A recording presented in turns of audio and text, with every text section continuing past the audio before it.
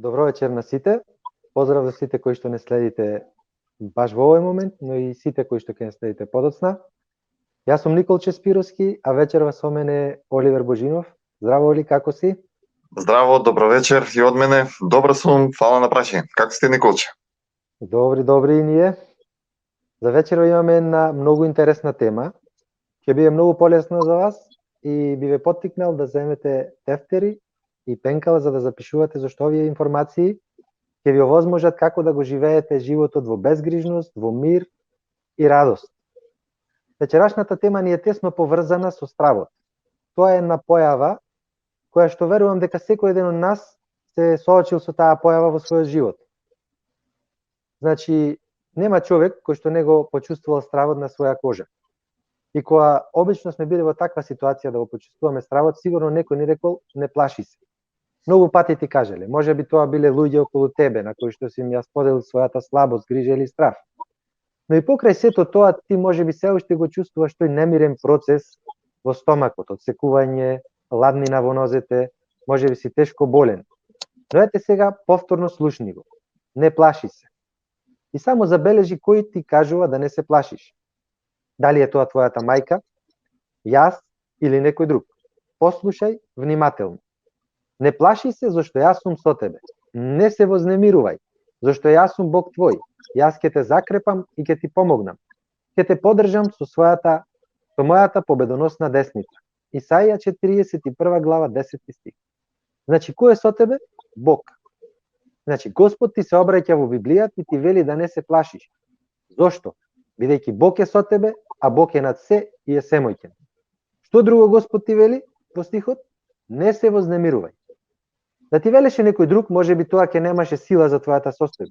Но Бог кој знае дали имаш рак, дали ќе умреш или не, дали ќе се онесвестиш или задушиш, Бог кој знае се, тој ти вели да не се вознемируваш, зашто јас сум твој Бог. Ова не се религиозни приказни или нереални примери. Ова се факти кои мора да ги земеш во предвид. Зошто? Зашто може би медицинските испитувања и докторите покажуваат дека си здрав, а сепак нешто не е во ред со тебе. Но има решение, а тоа е Бог кој ти вели. Јас ќе те закрепнам и ќе ти помогнам. Ќе те поддржам со десницата на мојата правда. Ова е чудесно ветување. Да, Бог кој го створи светот, се што дише и целата вселена, тој ќе те поддржи со својата десница. Зошто? Затоа што стравот не доаѓа од Бог. Затоа што Бог не сака да те казни, туку сака да те спаси. Затоа што Бог те љуби, сака да те поддржи со својата десница. Десница значи десна рака, а одесно на Отецот Небесен седи неговиот син Исус Христос, кој е наш Господ и Спасител. Обично најголем проблем доаѓа кај човека од внатрешната духовна празнина. Секој човек сака да биде духовно исполнет, со љубов, радост, да се чувствува сигурен. Но тоа го бара во семејството, работата, парите. И потоа одново е празен и бара исполнување и може да се случи да луѓето залутаат запаѓајќи во пороци, алкохолизам, дрога, коцкање, други во робство на болести, други во блуд и похота. И накрај човекот е одново незадоволен и несреќен и се соочува со своите стравови и грижи, замаскирајќи се со вештачка насмевка, примајќи дневна доза антидепресив или алкохол. Може би мислиш дека веруваш во Бог, но ако му веруваше, ќе му се доверуваше. Ќе му се молеше и ќе беше заштитен. А ѓаволот немаше да те напаѓа со кошмари, паника, страф и немири. Палењето свеќи во црква и иконите не ти помагаат и не те прават верник. Ти треба да му се довериш на Бога. Слушнете добро. Довери му ја на Господа сета своја грижа и тој ќе те подкрепи. Не ќе остави никогаш да се сопне праведникот. Псалми 55:22. Ако ти си ја доверувал на Бога сета твоја грижа, тогаш ќе си имал Божја интервенција и немало да се сопнеш да паѓаш во криза и проблеми. Но еве сега, Оли, можеш ли ти да ни кажеш како да се победи стравот, негативните мисли, панични мисли, болката во душата? Има ли некој начин? Секако дека има. Би почнал со изреки 3 глава 5 стих, каде што пишува: надевај се на Господа со сето свое срце и не се потпери на сопствениот разум. Тука поука може да извлечеме дека да да не веруваш и да не се подпираш и да не го слушаш својот разум, бидејќи тоа не е верување во Бог и сета надеж треба да ти биде насочена кон Господ. Ова значи доброволно да ги замени собствените ментални размислувања со нов начин на размислување, со нови слики и мисли, а тоа се Божите, и тие ги впиваш додека ја проучуваш Библијата. Но, изборот на човекот е дали ќе биде жртва или победник. Ако си несреќен, ако си болен, полн со страв, компликации во животот, тоа не е поради тоа што ѓаволот те напаѓа или Господ не те сака, туку заради тоа што живееш бунтовно против Бог, а при тоа мислиш дека си добар верник. Може и да си атеист или да веруваш во некоја виша сила, но ете факт дека не го познаваш Бог и затоа се мачеш и страдаш. Најчесто човекот се навикнува на проблемите и да ги идентификува со себе си. И тие стануваат дел од неговиот карактер. И тој станува роб на проблемот, роб на симптомот или на состојбата. Но тоа не е Божја волја, затоа што овој тип на страв не е природен страв. Природниот страв е оној страв што се појавува како рефлекс кога, например, се случува брзо возење и кога се приближуваме до некоја опасност, тогаш нормално е да се јави страв како одбранбена човечка реакција. Но стравот врз кој се нема контрола, ја завзема волјата на човекот, узурпирајќи и не дозволувајќи човекот слободно да се изрази, е демонски страв. Но сите облици на страв се ништожни во споредба со стравот што човек треба да го има од Бог. Вистинскиот и полезниот страв е од Бога. Луѓето се плашат од беда и сиромаштија, од смрт, од болест. Тие се плашат од се, само од Бог не. Луѓето што се плашат од Бога додека се на земјата немаат страв дека ќе им се случи нешто лошо, бидејќи тие знаат дека Бог е над се и кога Бог е со нив, нема ништо против нив. Тие имаат верба во Бога, имаат заштита, прибежиште, имаат живот. А како доказ може да си проверете во Изреки 14 глава 26 и 27 стих. Тука можеме да кажеме дека со стравот од Бога се уништува демонскиот страв. Николче, да те прашам, постои ли страв од мислењето на други луѓе? Што ќе ми кажеш за тоа? Точно така, постои таков страв. Ние како христијани имаме должност да ја објавуваме радосната вест, односно Евангелието. И во многу случаи кога тоа го правиме, може тоа да доведе до соочување со осуда, отфрленост, понижување. Но треба да знаеме дека кога се соочуваме со такви состојби, сме блажени и имаме награда на небесата. Сега постои страв кој произлегува од мислењето на луѓето, односно што ќе кажат тие за некого. Овој страв се појавува и кај христијаните и ни го блокира водството од Светиот Дух за да сведочат за Христос, плашејќи се да не бидат одбиени или јавно посрамени заради Исус. Затоа е важно секој кој е новороден христијанин да се научи да го слуша Бог, а да биде имун на јавното мислење за него, кое би укажало на еден повисок степен на духовен развој. Ако дојдеме некогаш во позиција да премолчиме поради тој страв, тоа е одрекување од Исус пред луѓето. И тоа е опасно, зашто самиот Исус кажа: кој ќе се одрече од мене пред луѓето, и јас ќе се одречам пред него, пред мојот Отец Небесен. Верата ако не се изразува е мртва, а еден израз на нашата вера е да зборуваме за Бога и за тоа што Христос го направи за целото човештво. И јас сум се соочил со тој страв од мислењето на другите, но како што растеше мојот личен однос кон Бога, така и како што растеше стравот од Бога во мене, така се намалуваше и исчезна, да речеме, стравот од мислењето на другите за мене. Сега, Оли, дали постои начин како да живееме безгрижно во мир и љубов? Да, постои. И како христијанин човекот веќе знае дека не треба да се грижи за ништо, туку треба да се подпира на Бога. Тоа е убаво објаснето во Филипјани 4 глава 6 стих, кај што Бог вели: не грижете се за ништо, туку во се преку молитва и молба со благодарност искажувајте ги своите просби пред Бога. А ако ти за сите грижи и за сите нешта што ти поминуваат низ умот, низ срцето, почнеш да се молиш на Бог со благодарност, тогаш тоа општење со Бог ќе те доведе до тоа да биде сведок на многу чуда во твојот живот. За да зборуваш со Бог, треба да го познаваш Бог. За да го познаваш Бог, треба да го слушнеш што зборува Тој. Неговите зборови кон тебе се во Библијата.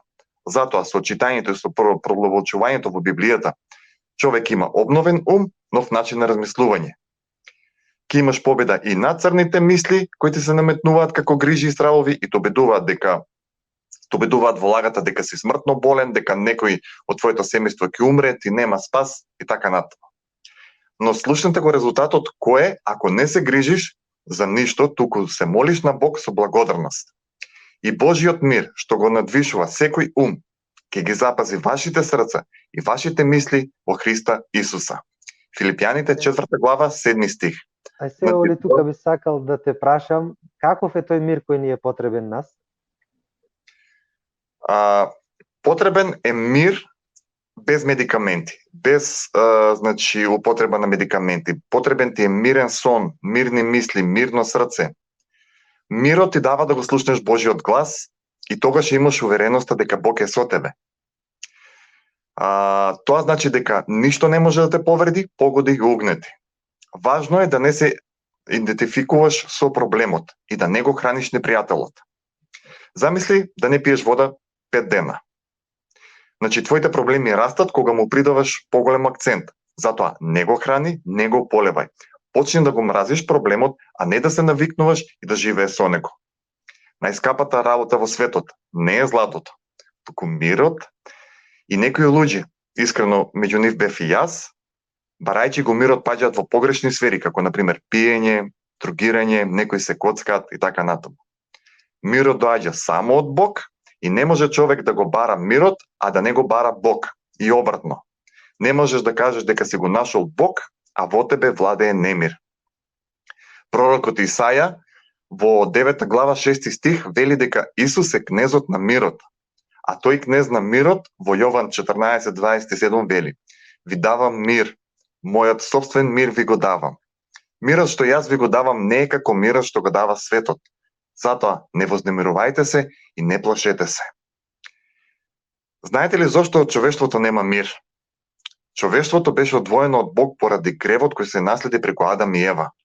Човештвото заслужи смрт, бидејќи плата за гревот е смрт, и потребен беше некој што ќе го помири човештвото со Бог Отецот. Тоа го направи Исус, а потврда за тоа има во Колосијаните 1 глава од 18 до 20 стих. Тој мир е многу скапо платен, а жртвата е Исус, совршената жртва за исплата на сите наши гревови. Ова значи дека Исус умре за тебе, за ти да можеш да влезеш во присуството на Севишниот Бог. За во тебе да завладее совршениот Божји мир. Сигурно ќе се запрашате зошто ова се случи. Зошто Исус вели дека ти го дава неговиот мир? Затоа што Бог не љуби. Можеш ли да разбереш дека Бог те љуби иако ти не го познаваш и ти обезбедил нов живот, доколку го примиш Бог и го примиш од Бог сето она што Бог го обезбедил за тебе. Тоа е спасение, откуп, исцелување, вечен живот, само доколку веруваш во неговиот син Исус Христос. Сега ќе прочитам неколку стихови кои дава целосна слика за Божиот план за човекот и за целото човештво. Зашто Бог толку ги засака луѓето од овој свет, што го даде својот единороден син, за да не загине ниту еден што верува во него, туку да има вечен живот. Бог не го испрати својот син во светот за да го осуди светот, туку да го спаси преку него. Затоа, ниту еден што верува во него нема да биде суден. Оној пак што не верува, веќе е осуден, затоа што не поверувал во единородниот Божји син.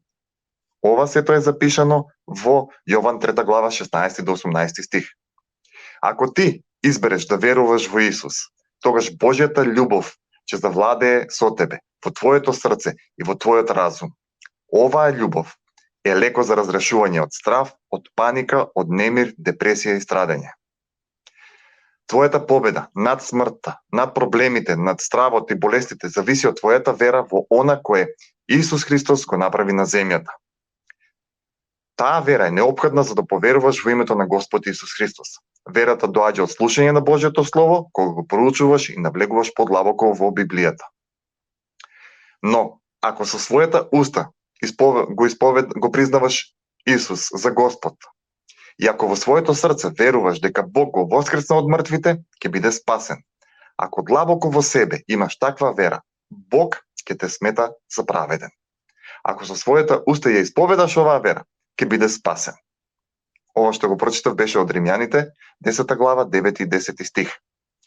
Значи, ако поверуваш во Господ Исус Христос, ќе бидеш спасен, а спасен значи исцелен, избавен, оправдан и откупен од канџите на сатаната.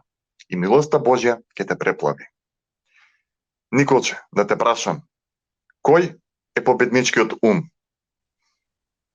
Точно така, Оли, ти кажа многу работи за верата и треба да знаеме дека верата му е неопходна на секој човек за да му угоди на Бога. За да бидеш спасен, ти не треба да правиш добри дела, туку да веруваш. Верата треба да ни е изразена во тоа дека Исус, откако умре, тој воскресна и ни подари вечен живот. Еве го фактот за тоа.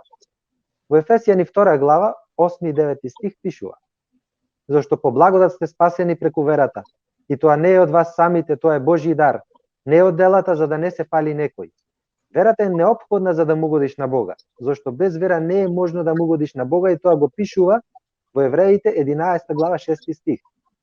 А без вера не е можно да му се угоди, зашто кој му пристапува на Бога треба да верува дека има Бог и дека ги наградува оние кои го бараат. Може би си мислеше дека верата е да се жртвуваш, да даваш јагне, зејтин во црква, да палиш свеќи, да оставаш донации, но не е така. Слушни што е верата. Во Евреите 11 глава 1 стих пишува: А верата е тврда увереност во она на кое се надеваме и убедување за нештата што не се гледаат. Тврда увереност во она на кое се надеваме и убедување за нештата што не се гледаат. Значи, секој човек што е роден од Бога го победува светот. Да го победиш светот значи да ги победиш сите световни деструктивни влијанија, било да се болести, било беда, прогонства, а таа победа е базирана на нашата вера.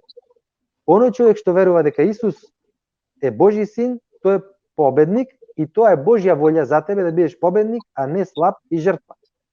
Тоа го читаме во 1 Јованово послание, 5 глава 4 и 5 стих. Зашто се што е родено од Бога го победува светот. И ова е победата која го победи светот, нашата вера. Кој е тој кој го победува светот, ако не оној кој верува дека Исус е Божји син? Кога ќе поверуваш во Исус и го прифаќаш за свој Господ и Спасител, тоа значи дека тој започнува да живее во тебе и гревот повеќе нема сила врз тебе.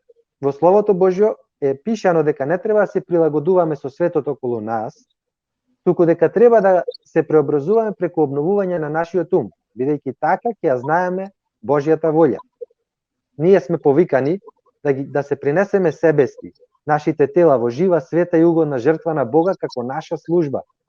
Да се обнови умот, значи да се замени светската перспектива и философија на живење и размислување во Божјата вистина. Тоа е преобразување во самата личност. Обновувањето на умот не е позитивно размислување и ведри мисли, туку оттргнување од старото и световно размислување, а на нивно место превземање на Божите зборови, Божите мисли. Кога ние поминуваме време со Божјото Слово, тогаш учиме како Бог размислува. Како се случува таа преобразба на умот? Тоа се случува со помнење на Божјото Слово, на кое се повикуваш во различни ситуации, а не на сопственото размислување на она кое ти го наметнува светот или ситуацијата во која што си. Без дисциплина на обновување на умот, христијаните нема да бидат ментално подготвени да примаат инструкции и знаци од Бога. Затоа е тоа толку важно.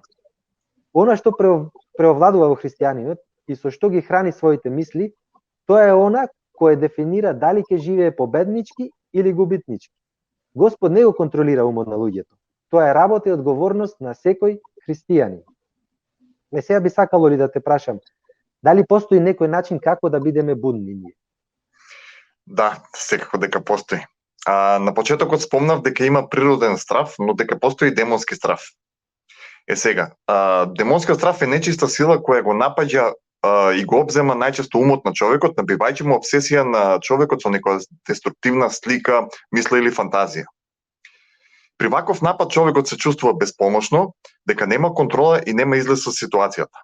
Некогаш тоа може да биде пропратено со паника и со гушење. Во 2 Тимотеј 1:7 пишува зашто Бог не ни даде дух на страшливост, туку дух на сила, љубов и себевладење. И сега прашањето е, ако Бог не ни го дал духот на страшливост, тогаш од кое? Тука исто така го добиваме одговорот што е стравот. Значи, стравот е дух. А демон е грчки збор кој значи зол дух обвинувач. Како тој дух те нападнал? Преку гревот. Гревот отвара врата на демоните и на нечистите духови. Ѓаволот нема легално право врз тебе штом си Божјо дете, тоест поверуваш во Господ Исус Христос и живее со таа вера. Но ако правиш гревови, ѓаволот има право да те напаѓа, бидејќи тој е таткото на лагата. Кога Бог сака да излее благослови врз тебе, ѓаволот те залажува, те тера да правиш грев како крадење, озборување, блудство, вражење, прелюба, зли мисли и така натаму. И целта на ѓаволот е да се почувствуваш осамен и да се восомнеш во Божјата љубов. Стравот ја убива љубовта кон Бога. И тоа е едно од оружјата на ѓаволот. Исто како што се и бесот, завидливоста, гордоста, сомнеж од вината. Значи, од човекот зависи дали ќе го дозволи тоа или не. Ѓаволот исто може да убедува дека си невреден, слаб, да те потсеќа на неуспеси, но твоето внимание фокусирај го кон Господ Исус Христос. Исповедај го својот грев, покај се, прости им на оние што те повредили, побарај прошка. И не заборавај дека имаш помошник, а тоа е Светиот Дух. И кога ќе дозволиш да те води, нема да сакаш нели да грешиш повеќе. Николче, дали имаме загарантирана победа? Точно така, Оли. Верата во Исус за нас е победа. Тој ни даде власт да дејствуваме на ѓаволските сили. Тоа го читаме во Лука 10 глава 19 и 20 стих. Ете ви давам власт да газите на змии, над скорпии и над секоја непријателска сила и ништо нема да ви напакости. Но не радувајте се на тоа дека духовите ви се покоруваат, туку радувајте се дека вашите имиња се напишани на небесата. Значи, штом веруваш во Исус и си го прифатил за Господ и Спасител, тоа значи дека твоето име е запишано на небото и си станал жител на небото. Но штом си Божјо дете, треба да ја спроведуваш моќта која е дадена од Исус да се спроведува во неговото име. Ајде сега да разгледаме примерот на Исус откако беше крстен, беше однесен од Светиот Дух во пустината и беше искушуван од ѓаволот, и да излечеме на поука. Значи, Исус беше во слабост и истощен, а тоаш ѓаволот го нападна со провокација и му рече: ако си Божји син, заповеда овие камења да станат лебови. Но Исус му возврати со цитирање, односно објавување на пишаното од Библијата како одговор кон ѓаволот. И му кажа: човек не ќе живее само од леб, туку од секој збор што излегува од устата на Бога. И се прашањето е: кое е оружјето со кое што Исус се послужи? Дали го попрска ѓаволот со светена вода, го почади со темјан или му извади лук? Не. Тој го објавуваше она што е пишано во Библијата, кое е кажано од Бог. Но ѓаволот не се откажа и продолжи со напад, го измамуваше Исус со добра понуда, удобство, власт, само и само за да му се поклони. Во Лука 4 глава 5 до 7 стих го пишува тоа. И го одведе на високо и му ги покажа во еден миг сите царства на светот и му рече ѓаволот: ќе ти ја дадам сета власт и нивната слава, зашто мене ми е дадена и јас ја давам кому што сакам. И така, ако ми се поклониш, се ќе биде твое. Се со такви понуди ќе се соочиш и ти. И ако прифатиш, тогаш го признаваш ѓаволот за свој авторитет во својот живот. Исус остана покорен на Бога и ова што е пишано од Бога го исповеда гласно против ѓаволот. Во овој случај му одговори на ѓаволот: пишано е на Господа твојот Бог да му се поклонуваш и само нему да му служиш. Но ѓаволот не се откажа лесно и проба уште еднаш да го искуша Исус. Во Лука 4 глава 9 до 11 стих пишува: и го одведе ѓаволот во Ерусалим и го постави на врвот на храмот и му рече: ако си Божји син, фрли се од тука долу, зашто е пишано: ќе им заповеда на своите ангели за тебе да те пазат и ќе те носат на раце за да не си ја сопнеш твојата нога на камен. Така може и тебе да те доведе до работ на некоја опасна ситуација, ти зборува: еве, Бог не те сака, ако си Божјо дете ќе направи за тебе ова и ова. Ма ако Бог те исцели, зошто имаш уште болка?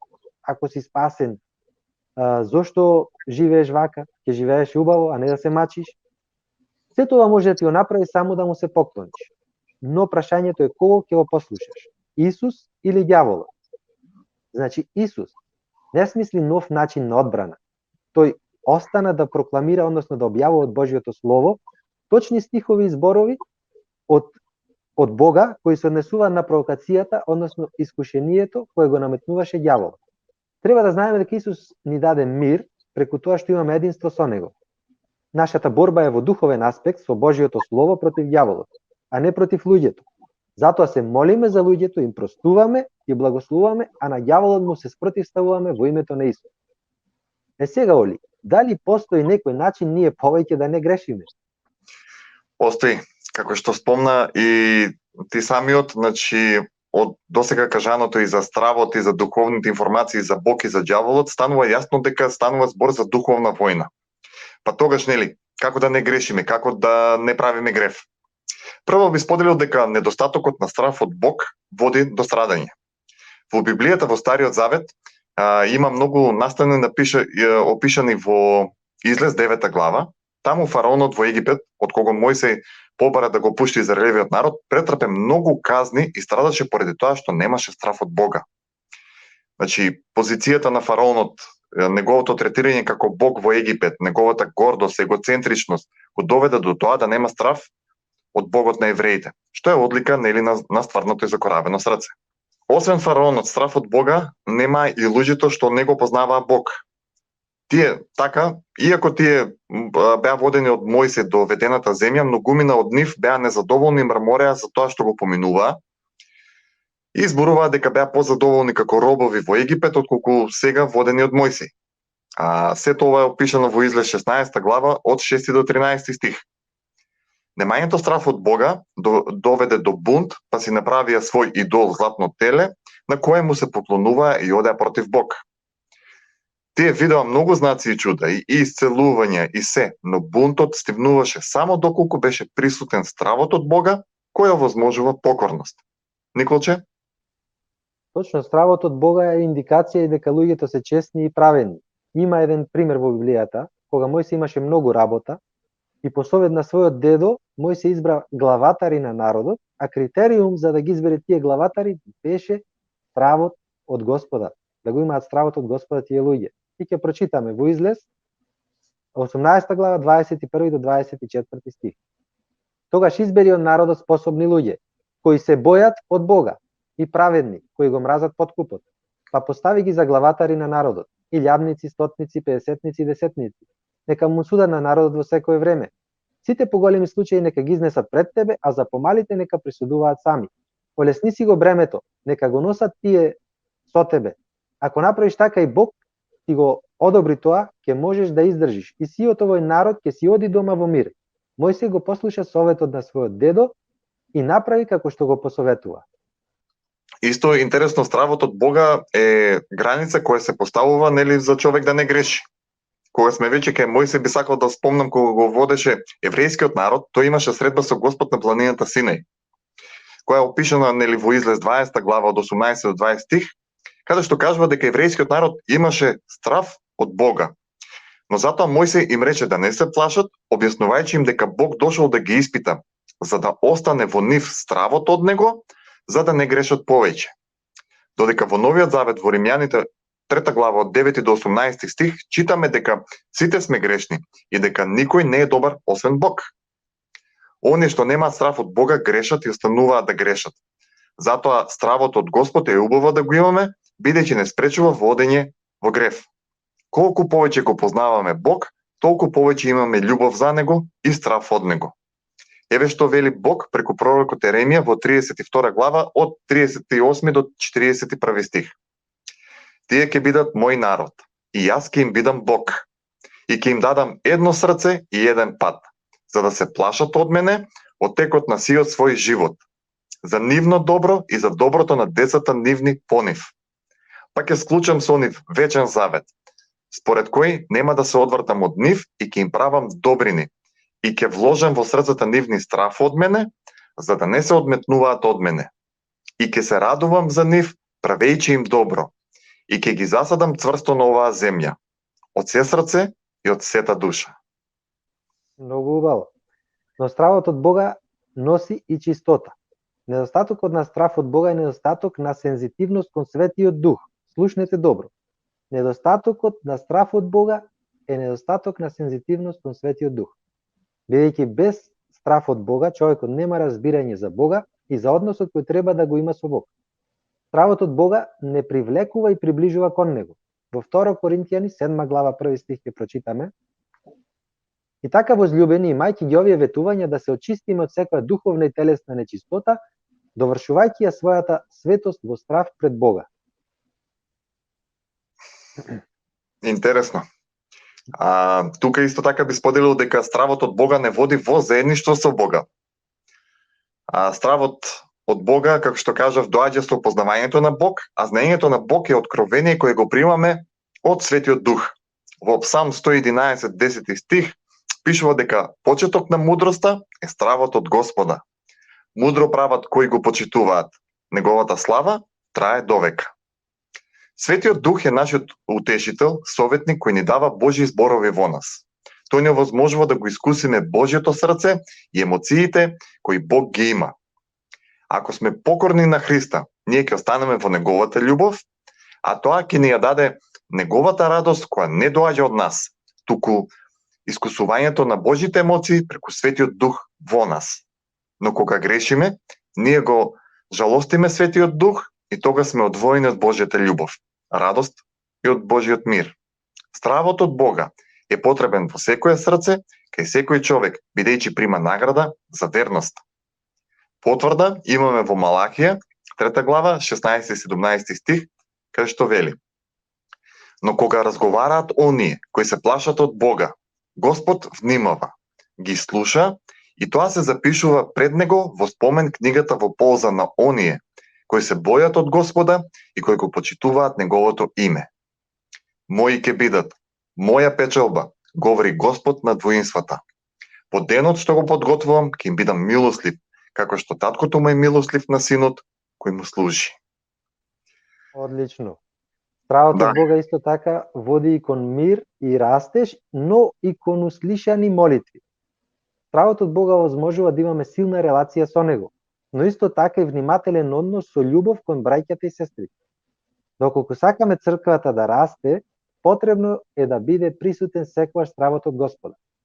Во Дела апостолови 9 глава 31 стих читаме: Тогаш низ цела Јудеја, Галилеја и Самарија за црквата настапи период на мир и растеж, живејќи со страхопочит спрема Господ и имајќи подкрепа од Светиот Дух, бројот на христијаните постојано се зголемуваше. Покорноста е вистинска кога е присутен стравот од Бога. Во Евреите 5 глава 7 до 9 стих читаме: Тој во деновите на своето тело му принесе молитви и молби со силно викање и солзи на оној кој можеше да го спаси од смрт. И беше чуен заради богобојазливоста. Иако беше син, ја научи послушноста од она што го претрпе и откако се усоврши, им стана на сите кои му се послушни повод за вечно спасение. Значи, стравот од Бога е тој што ни е потребен за нашите молитви да бидат слушнати од Бога во името на Исус. Така. И сега, како заклучок од сето ова што го кажавме, можеме да кажеме дека најпрекрасен миг на земјата што човек може да го искуси е времето со Бог. Да не заборавиме, да градиме личен однос со Бога, поминувајќи време со Него во молитва. Исто така и да не забораваме да ги всадуваме Божите зборови и ветувања кои ги слушаме од Библијата во нашиот ум и тие да ги изговараме во името на Исус како одлика на нашата вера. Да бидеме зависни од Бога, ставајќи го Бог на прво место во својот живот.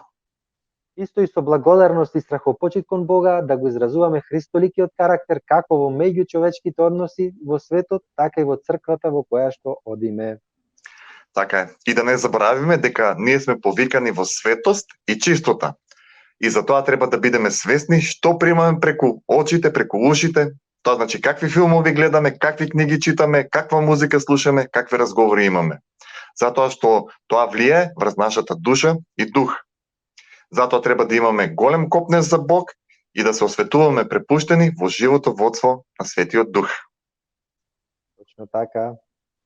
Ова беа само дел од информациите кои што ги споделивме, а другиот дел можете да го најдете во ова прекрасна книга Живеј го животот, која што е прирачник за живот во безгрижност. Така да доколку сакате, остатокот од информациите можете да ги најдете тука. Живеј го животот од епископ Константин Кајшаров. За крај би сакале да ви се заблагодариме за вашето време што го одвоивте. Ви посакуваме пријатна и благословена вечер. Господ со сите нас. Шалом и мараната. Шалом.